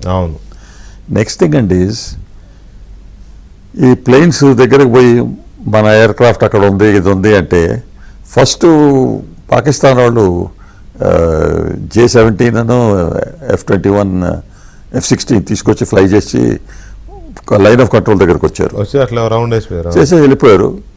మనం కూడా మా ప్లేన్స్ ఉన్నాయని చెప్పి రాఫెల్ని పంపించాను చూపెట్టడానికి. దట్ ఈస్ నాట్ ఇంపార్టెంట్ అండి. Everybody knows that our air force strength is far beyond. And air superiority కావాలంటే within matter of hours will get it. Main thing ఏంటంటేనండి, I have declared Simla agreement as void అన్నాడు. అవును, 1960ది 1972ది. అది Indus agreement 1960. 1972 agreement void అంటే Shimla agreement కారణం line of control and cease fire అని వచ్చింది. అది మీరు రద్దు చేశారు. రద్దు చేస్తే మాకేం రిస్ట్రిక్షన్స్ లేవు. ఇప్పుడు లైన్ ఆఫ్ కంట్రోలే అర్థం లేదు. అంతే కదా, లీగలీ అదేం లేదు. గ్రౌండ్ మీద ఉంది, లైన్ ఆఫ్ కంట్రోల్ ఉంది. ఎందుకంటే వాళ్ళ పికెట్స్ ఉన్నాయి, మనకు ఉన్నాయి. వాళ్ళు ఏం చేస్తున్నారు, మన పికెట్స్ మీద ఫైరింగ్ చేస్తున్నారు, మనం వాళ్ళని ఎక్కడ కొడుతున్నాం. చాలా మంది అక్కడి నుంచి పారిపోతున్నారు. చాలా మంది పారిపోయారుగా, వాళ్ళ సోల్జర్సే వెళ్ళిపోతున్నారు. వాళ్ళ junior officers last month letters పంపించారు, anonymous letters to the chief. ఇదేం ఆర్మీ, మీరు ఎట్లా చూస్తున్నారు, you're not a fit general, అది ఇది అని పెట్టారు మునీర్కి. అబౌట్ దాదాపు 4,000 సోల్జర్స్ ఆఫీసర్స్ రెసిగ్నేషన్ లెటర్స్ ఇచ్చి వెళ్ళిపోయారు. అవును, మన డిస్కషన్ కూడా వచ్చింది. కరెక్ట్. సో ఈ కండిషన్లో వాట్ ఈస్ ద మోటివేషన్? వాళ్ళ ఆర్మీకి మోటివేషన్ ఉండాలి కదండి. మన ఆర్మీ అంటే కంట్రీ ఫస్ట్ అని అనుకుని వెళ్తుంది. వాళ్ళు అట్లా కాదు కదా. వాళ్ళు ఏంటి, మేము గెలిచేంత టైము, మేము స్ట్రాంగ్గా ఉన్నంత టైము మేము హీరోస్. అది లేనప్పుడు మేము ఫైట్ చేయము అని. 1962 వార్లో మనకి ఏమీ లేకపోయినా లాస్ట్ మ్యాన్ లాస్ట్ బుల్లెట్ దాకా ఫైట్ చేశాం. ఎందుకంటే నెహ్రూ గారు చేసిన తప్పుకి last that war because of him. Air force use చేయని ఇలా. ఇప్పుడు అట్లా కాదు కదా, మన గవర్నమెంట్ ఏంటి, ఆర్మీ ఫోర్సెస్ అందరికీ చెప్పేసేసి మీరు డిసైడ్ చేయండి, ప్లాన్ చేయండి, మీ గ్రీన్ లైట్ ఇచ్చాము, గో హెడ్ అన్నారు. ప్లాన్ చేసుకొని ఏ టార్గెట్ సెలెక్ట్ చేయాలి, ఎప్పుడు కొట్టాలి, ఏంటి, కొంచెం టైం తీసుకునే పని. బాలకోట్ ఇప్పుడు డెసిషన్ పవర్స్ కూడా అక్కడ కమాండర్కే ఇచ్చారు. కమాండర్కే ఇచ్చే ముందు లేదు, మన రావు గారు చెప్పారు. ట్రూ. బాలకోట్ స్ట్రైక్ జరిగినప్పుడు పఠాన్కోట్, పహల్గాం, పుల్వామా అటాక్ తర్వాత 12-13 రోజులు పట్టింది. ఇన్ఫర్మేషన్ గ్యాదర్ చేసుకోవాలి, ఏది సర్జికల్ స్ట్రైక్, ఏది సెలెక్ట్ చేసుకోవాలి, ఏంటి అని చెప్పి కొట్టడానికి. అందుకని ఇమీడియట్గా వాళ్ళు ఏదో చేశారని మనం రియాక్ట్ చేస్తాం, అట్లా కథ జరగదు. తర్వాత ఏంటంటేనండి, ఇప్పుడు చైనా వాళ్ళకి హెల్ప్ చేయాలంటే గిరిధర్ గారు అన్నట్టు by sea not allowed, by air అంత సపోర్ట్ ఇవ్వలేరు. అంతే, బై ఎయిర్ రావాలంటే దే టు క్రాస్ ఇండియా, మనం క్రాస్ చేయని, మన ఏరియాలోకి వచ్చి వెళ్ళాలి, రానియం, అది కుదరదు. ఒట్టి బై ల్యాండ్ రావాలంటే సీపెక్ కారిడార్ ఒకటే. ఆ సీపెక్ కారిడార్ బలూచ్ వాళ్ళు బ్లాక్ చేస్తున్నారు. What help do they expect from Pakistan అండి, ఫ్రమ్ చైనా? పాకిస్తాన్లో అంటే యూఎన్లో మాకు వీటో పవర్, మీరు బ్లాక్ చేయండి ఏదో అని. That is not going to help today. అంత ఈజీ కూడా కాదు, అది కాదు యూఎన్ఓలో చేయడం. So I suppose India tomorrow decides Pakistan terrorist అని ఎంకరేజ్ చేస్తూ ఉంది, we want to declare Pakistan as a terrorist state అన్నారు అనుకోండి, మళ్ళీ హోల్ కండిషన్ చేంజెస్ కదా. రైట్. రావు గారు, ఇప్పుడే నేను ఒక ఇది చూశాను, అసలు పాకిస్తాన్ ప్రభుత్వం ఏం ఆలోచిస్తోంది, లేకపోతే ప్రజలు ఏం ఆలోచిస్తున్నారు అనేది ఒకసారి చూస్తే నాకు ఇప్పుడే ఒకటి వచ్చింది. భారత్తో యుద్ధం ఇస్లామిక్ వార్ కాదు, ఇస్లామిక్ క్లెరిక్ ఘాజీ అని ఆయన ఒక 1 minute చదువుతానండి. అది పహల్గాం అనంతరం పహల్గాంలో ఉగ్రఘటన అనంతరం భారత్ పాక్ మధ్య ఉద్రిక్తతల వేళ సొంత దేశంలోనే పాకిస్తాన్కు వ్యతిరేకత ఎదురవుతోంది. సొంత ప్రజానీకంపైనే ఒక పద్ధతి ప్రకారం పాకిస్తాన్ హింసాకాండకు పాల్పడుతోందని, సొంత ప్రజలకే అన్యాయం చేస్తోందని ఇస్లామాబాద్ లాల్ మసీద్ క్లెరిక్ అబ్దుల్ అజీజ్ ఘాజీ విరుచుకుపడ్డారు. వివాదాస్పద మత బోధకుడుగా పేరున్న ఘాజీ పాకిస్తాన్లోని అంతర్గత కల్లోలంపై చేసిన వ్యాఖ్యలకు సంబంధించిన వీడియో సోషల్ మీడియాలో వైరల్ అవుతోంది. లాల్ మసీదులో శుక్రవారం ప్రార్థనల సందర్భంగా ఆయన మాట్లాడుతూ, పాకిస్తాన్ ఇండియా మధ్య యుద్ధం అంటూ జరిగితే ఎంతమంది ప్రజలు పాకిస్తాన్ సమర్థిస్తారో చేతులెత్తండి కోరారు. ప్రార్థనలకు హాజరైన వారిలో స్పందన కొరబడడం, ఎలాంటి బదులు రాకపోవడంతో ఆయన తిరిగి స్పందిస్తూ ఏదో కొద్దిమంది చేతులెత్తడం కనిపిస్తోందని, ప్రజల్లో వివేకం మేలుకొంది అనడానికి ఇది నిదర్శనమని అన్నారు. పాకిస్తాన్ ఇండియా మధ్య యుద్ధం ఎంతమాత్రం ఇస్లామిక్ వార్ కాదన్నారు. ఇవాళ పాకిస్తాన్లో ఉన్న వ్యవస్థ అపనమ్మకాల వ్యవస్థ, ఇండియా కంటే దయనీయమైన నిరంకుశ వ్యవస్థ. పాకిస్తాన్లో ఉన్నంత అణిచివేత ఇండియాలో లేదు. లాల్ మసీద్ వంటి ఘోరమైన ఘటన ఇండియాలో జరిగిందా? వజారిస్తాన్, ఖైబర్ పఖ్తుంఖ్వాలో జరుగుతున్నవి అకృత్యాలు ఇండియాలో చోటు చేసుకుంటున్నాయా? ఇండియా యుద్ధ విమానాలు సొంత ప్రజలపైనే బాంబులు వేస్తున్నాయా? ఇండియాలో జాడ తెలియకుండా పోయిన వారు ఎంతమంది? ఇక్కడ జాడ తెలియకుండా పోయిన తమ కుటుంబ సభ్యుల కోసం నిరసనలు చేసి ప్రజలు విసిగి వేసారిపోవడం లేదా? మత బోధకులు, పాత్రికేయులు మాయమైపోతున్నారు.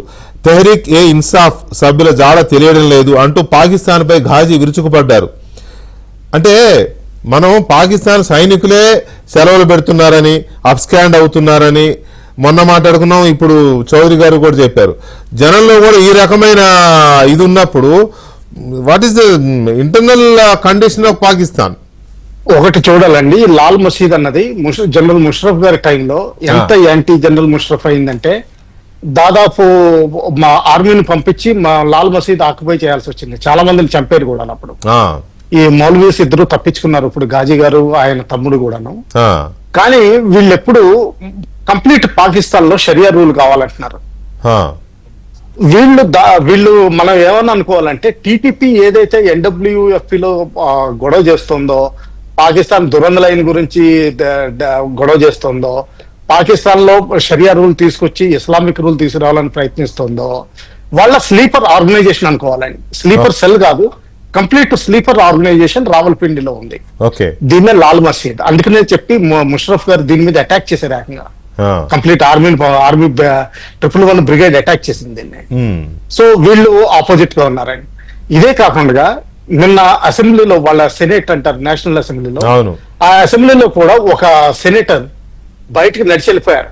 అవును, వెళ్ళిపోయాడుగా. నేను ఆయన కూడా NWFP, ఆయన తక్కువేం కాదు, ఆయనకి చాలా ఫాలోయింగ్ ఉంది.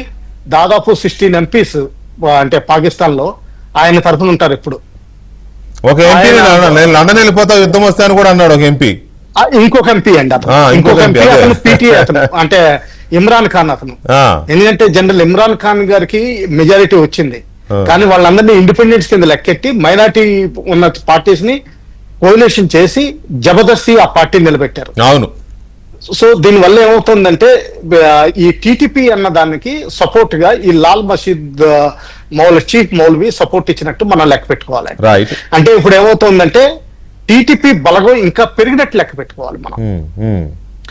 ఇది డివిజన్ కూడా అడుగుతున్నారు వాళ్ళు. 8 తెగలు ఏదైతే ఉన్నాయో NWFP లో అవన్నీ వేరు చేసి ఆఫ్ఘనిస్తాన్ తోటి కలవాలని వాళ్ళు చూస్తున్నారు. సో ఆ విధంగా ఏంటంటే బలూచిస్తాన్ ఎలాగే డివిజన్ అవ్వాలని చూస్తుందో అలాగే NWFP కూడా దానికి లాల్ మసీద్, అంటే ఈ లాల్ మసీద్ ఇంపార్టెన్స్ ఏంటంటే ఆయన స్వయాన రావల్పిండిలో కూర్చుని ఉన్నారు ఇప్పుడు. అది సో పాకిస్తాన్ ఆర్మీకి చాలా డేంజర్ అనమాట. విషయాలన్నీ ఇంటర్నల్ గా పెట్టుకుని, లేకపోతే బార్డర్స్ లోనేమో అటు బలూచిస్తాను, ఇటు ఇంకొకరు ఇట్లాంటి వాళ్ళని పెట్టుకుని ఇంత పెద్ద దేశం మీద కాలు దూవడం అంటే అది అవివేకం. రైట్. ఎనీవే రావు గారు ఒక్క నిమిషం అండి. గిరిధర్ గారు, ఇప్పుడు అసలు కమింగ్ టు ది పాయింట్, మన ఇంటర్నల్ ఇప్పుడు ఇది చాలా క్రూషియల్ టైం అండి. సరే, యుద్ధం చేస్తామా చెయ్యమా, దిస్ ఇస్ సెకండరీ.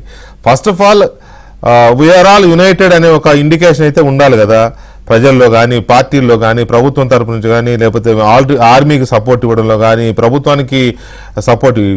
ఇప్పుడు మల్లికార్జున ఖర్గే గారు చేసిన ఈ స్టేట్మెంటు 3 రోజుల ముందే తెలుసు మోదీకి ఆ ఘటన జరుగుతుందని, ఆయన అందుకనే జమ్మూ కాశ్మీర్ పర్యటన రద్దు చేసుకున్నాడు, ఆ విషయం నాకు తెలిసింది. ఇది చెప్పడం ద్వారా అంటే ఘటన జరుగుతుందని మోదీ పిరికితనంతో రద్దు చేసుకున్నాడు, కానీ సైన్యాన్ని, ప్రజల్ని కాపాడలేదు అనే ఒక ఇంజెక్ట్ చేసే ప్రయత్నం ఈ టైంలో ఈజ్ ఇట్ కరెక్ట్? అది సరైన రాజనీతి అనిపించుకుంటుందా? ఇది సరైన రాజనీతితో కాదో తెలియదు, కానీ దేశ ద్రోహపు స్టేట్మెంట్ కింద మనం భావించాలి. పాకిస్తాన్ చెప్తోందో ఎగ్జాక్ట్ గా అదే స్టేట్మెంట్ ఆయన చెప్తున్నారు. పాకిస్తాన్ ఏమంటోందంటే భారతదేశమే వీళ్ళని చంపి మా మీద అబాండాలు వేస్తోంది, ఆపరేషన్స్ అని వాళ్ళు చెప్తున్నారు. అవును. మ్యూట్ అయింది. గిరిధర్ గారు మ్యూట్ అయింది చూడండి ప్లీజ్. మ్యూట్ కాలేదండి, ఇప్పుడు వస్తుంది. మళ్ళీ ఒకసారి రిపీట్ చేయండి. మీరు అక్కడ కట్ అయింది. ఇది ఈ స్టేట్మెంట్ మల్లికార్జున్ ఖర్గే గారు ఇచ్చింది పొలిటికల్ కాదండి, ఇది దేశ ద్రోహపు స్టేట్మెంట్ కింద నేను భావిస్తాను. పాకిస్తాన్ ఏం చెప్తోందో అదే తూచా తప్పకుండా ఆయన చెప్తున్నారు. ఎగ్జాక్ట్ గా ఇదే పదాలు యునైటెడ్ నేషన్స్ సెక్యూరిటీ కౌన్సిల్ లో వాళ్ళు వాడారు. భారతదేశము ఫాల్స్ ఫ్లాగ్ ఆపరేషన్ చేసింది. ఫాల్స్ ఫ్లాగ్ అంటే దాని అర్థం ఏంటంటే మన సైన్యమే, మన ఇంటెలిజెన్స్ వర్గాలే మన మీదే దాడులు చేసుకొని పాకిస్తాన్ మీద అబాండాలు వేసినట్టు వాళ్ళు అక్కడ వెళ్ళి చెప్పారు. ఇది అక్కడ జరుగుతున్నటువంటి పరిస్థితి. దానికి మీరు స్టేట్మెంట్ ఇస్తే కనుక ఇప్పుడు ఈ మల్లికార్జున్ ఖర్గే గారు ఇచ్చిన స్టేట్మెంట్ ని కంప్లీట్ గా పాకిస్తాన్ లో ఉన్న ఛానల్స్ అన్ని కూడా వైరల్ చేయబోతున్నాయి. దాన్ని రేపు యునైటెడ్ నేషన్స్ లో కావచ్చు, లేదా ఇతరత్ర దేశాలు ఎవరితో మాట్లాడినా కానీ ఈ వీడియో క్లిప్ చూపించబోతున్నారు. భారతదేశానికి ఆల్రెడీ తెలుసు, ఫీల్డ్లే చేసుకున్నారు, మా మీద ఊరికే ఆ బండాలు ఇస్తున్నారు కూడా మా తప్పు లేదు. ఈ ఒక ఇంటర్నేషనల్ ఎక్స్పర్ట్స్ ఎవరన్నా పిలిచి ఇన్వెస్టిగేట్ చేస్తే భారతదేశం తనే చేసుకున్నదన్న విషయం బయట తేటతల్లం అవుతుంది. కాబట్టి దానికి భయపడి మా మీద ఇటువంటి చర్యలు చేస్తున్నారు అని పాకిస్తాన్ నేరేటివ్ ఏదైతే ఉందో దానికి కంప్లీట్ గా సమర్థనిచ్చినటువంటి స్టేట్మెంట్ కింద నేను భావిస్తాను నేను. అంతేకాదు వాళ్ళ మోదీ గారికి వ్యతిరేకంగా నిలబడినటువంటి క్యాండిడేట్, వారణాసిలో నిలబడినటువంటి అజయ్ రాయ్ అన్నటువంటి క్యాండిడేట్ రఫాయల్ బొమ్మను చూపించి దానికి ఏదో నిమ్మకాయ పచ్చిమిరపకాయలు కట్టి తుప్పు పడుతున్నాయి, మీరేం వాడట్లేదు, దీన్ని ఎందుకు వాడట్లేదు మీరని చెప్పి మన సైన్యాన్ని, ఆర్మీని, ఎయిర్ ఫోర్స్ ని, రక్షణ మంత్రి పేరు పెట్టారు. సో ఇదే రఫాయల్ ని కొనేటప్పుడు చౌకీదార్ చోర్ హే అని చెప్పి ఎట్టి పరిస్థితిలో ఈ రఫాయల్స్ మనం కొనకూడదు, దీన్ని ఏదో విధంగా సుప్రీంకోర్టు ఎవరో దీన్ని భ్రష్టు పట్టిస్తే కనుక ఈ కొనుగోలు ఆగిపోవాలి అని చెప్పి ప్రయత్నం చేసింది కూడా కాంగ్రెస్. ఎందుకు ఈ రఫైల్స్ మన దగ్గర వచ్చినాయంటే కనుక మన దేశ శక్తి ఎన్ని రెట్లో పెరుగుతుంది కాబట్టి దాన్ని ఆపే ప్రయత్నం చేశారు. దీనిని ఆపితే కనుక లాభం ఎవరికి కలుగుతుందని మనం స్పష్టంగా అర్థం చేసుకోవచ్చు. మన శత్రువులకే కలుగుతుంది. అది పారదర్శకంగా రెండు దేశాల మధ్యలో జరిగినటువంటి ఒప్పందం ఇది. రెండు కంపెనీల మధ్యలో జరిగినటువంటి ఒప్పందం కాదు. మిడిల్ మ్యాన్ ఎవరు లేరు. గవర్నమెంట్ టు గవర్నమెంట్ జరిగినటువంటి ఒప్పందం ఇది. అది కూడా ఆ టర్మ్స్ అన్ని కూడా కాంగ్రెస్ ఫైనలైజ్ చేసిన దాంట్లోనే వీళ్ళు ఇంకా డిస్కౌంట్స్ తీసుకొచ్చి వీళ్ళు దాన్ని క్లోజ్ చేయగలిగారు వాళ్ళు. కాబట్టి మన దేశానికి ఏదైనా బాగు జరుగుతోంది అంటే కనుక దాన్ని ప్రశ్నించేటువంటి శక్తులు ఏంటో మనం అర్థం చేసుకోవాలి. గతంలో మనకు బాలకోట్ స్ట్రైక్ చేసినప్పుడు మన ఆర్మీకి సంబంధించినటువంటి మన ఎవరైతే మన ఆఫీసర్లు ఉన్నారో వాళ్ళు ఇచ్చారు స్టేట్మెంట్, మేము బాలాకోట్ లో కొట్టొచ్చామని మన ఎయిర్ ఫోర్స్ వాళ్ళు చెప్పారు. చెప్తే ఇది మాకు ప్రూఫ్ చూపించండి అని కాంగ్రెస్ అడిగితే దాని అర్థం ఏంటి అంటే, మీరు మీ ప్రభుత్వం మీద మీకు వ్యతిరేకత ఉండొచ్చు, మీ పొలిటికల్ డిఫరెన్సెస్ ఉండొచ్చు, సైన్యాన్ని కూడా మీరు నమ్మరా? ఈ రోజు రఫాయిల్ చూపించి మీరు సైన్యాన్ని ఎందుకు, ఎయిర్ ఫోర్స్ ఎందుకు ఇచ్చపరుస్తున్నారు మీరు? కాబట్టి ఇది పొలిటికల్ మూవ్ కాదు. మీకు మోదీ గారిని ప్రశ్నించే సమయం వస్తుంది. మీరు నిజంగా ఇది ఇంటెలిజెన్స్ ఫెయిల్యూరా, మీరు సైన్యం ఎందుకు వాళ్ళని ఆపలేకపోయారు, అక్కడ రక్షణ ఎందుకు లేదు, లా అండ్ ఆర్డర్ మీ చేతిలో ఉంది కదా, అది యూనియన్ టెరిటరీ కదా, మరి మీరు రక్షణ ఎందుకు ప్రొవైడ్ చేయలేదు? ఈ రోజు ఒమర్ అబ్దుల్లా కూడా బ్లేమ్ చేయలేము, మీరే దీనికి బాధ్యత వహించాలి. ఈ ప్రశ్నలన్నీ కూడా తర్వాత రావాలి. మనకు చూస్తే టాప్ కపూర్ అన్నటువంటి రోజు అక్టోబర్ 7th మనకు 2023లో ఇజ్రాయెల్ తో వీళ్ళు హమాస్ దాడి చేస్తే దాని కంప్లీట్ ఫెయిల్యూర్, వాళ్ళ మొసాడ్ ఒక ఇంటెలిజెన్స్ ఫెయిల్ అయింది స్పష్టంగా అర్థమవుతుంది. ఈ రోజు దాకా అపోజిషన్ బెంజమిన్ నెతన్యాహు ప్రశ్నించలేదు. వాళ్ళు యుద్ధం అయిపోయాక హమాస్ సర్వనాశనం అయిన తర్వాత బెంజమిన్ నెతన్యాహుని వాడు నిలదైపోతున్నారు. ఎప్పుడు నిలదీయాలి? యుద్ధంలో ఉన్నప్పుడు కాదు. మనం యుద్ధంలో ఉన్నప్పుడు పంచాధికం శతం 105 మంది యుద్ధం చేసుకున్నప్పుడు మళ్ళీ మనం కొట్టుకుంటాం, మేము 5 అటువంటి భావజాలం ఉండాలి. కానీ ఇటువంటి స్టేట్మెంట్స్ కాంగ్రెస్ నుంచి వస్తూనే ఉన్నాయి. ఇంకా ఒక మరి ఎందుకు వస్తున్నారు? కర్ణాటక మంత్రి ఏమంటాడు, హిందూ ముస్లిం ఇష్యూవే కాదు, వాళ్ళు టెర్రరిస్ట్ కానీ హిందూ ముస్లింతో సంబంధం ఉందా, వాడు చంపుకుంటూ పోయాడు, నేను నమ్మను అంటాడు. వాడు ప్యాంటు తీసి చూసి మరి చంపితే హిందూ ముస్లిం ఇష్యూ కాదని ఎలా అంటాడు? అదే కదా వీళ్ళకి వచ్చిన సమస్య ఏంటంటే, అది తెలిసి మాట్లాడుతున్నారా తెలియక మాట్లాడుతున్నారా, రెచ్చగొట్టడానికి మాట తెలియదు. ఎనీవే గిరిధర్ గారు థ్యాంక్ యూ వెరీ మచ్ అండి అనలిటికల్ గా మాట్లాడినందుకు ఈ డిబేట్ లో. అలాగే రావు గారు thank you very much once again. Chowdary గారు థ్యాంక్ యూ వెరీ మచ్ అండి. ఇది వాటి డిబేట్. మళ్ళీ రేపు కలుద్దాం. శుభరాత్రి.